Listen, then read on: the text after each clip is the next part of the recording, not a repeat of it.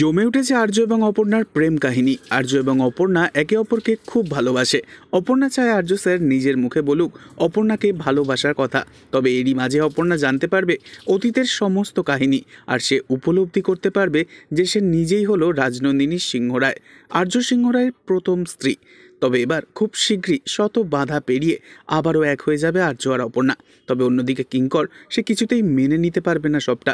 কিঙ্কর মেনে নিতে পারবে না অপর্ণাকে। সাধু বাবার কাছে গিয়ে কিঙ্কর জানতে পেরে যায় আর্যর প্রাক্তন স্ত্রী রাজনন্দিনী আবারও ফিরে এসেছে প্রতিশোধ নিতে অপর্ণা হয়ে। কিঙ্কর কিছুতেই মুক্তি পাবে না তার হাত থেকে, কারণ এই রাজনন্দিনীকেই প্রাণে মেরে ফেলেছিল অতীতে কিঙ্কর, আর ফেঁসে গিয়েছিল মেঘরাজ। তবে এবার দর্শকদের ইচ্ছে পূরণ হতে চলেছে। অপর্ণার মা বাবা আর কিছুতেই অপর্ণাকে অন্য কারোর হাতে তুলে দেবে না। রাজনন্দিনী রূপে অপর্ণা ফিরে যাবে আবারও আর্যর কাছেই। তো বন্ধুরা, আপনারা সকলেই চাইছেন তো আর্য এবং অপর্ণার বিয়েটা খুব তাড়াতাড়ি হোক?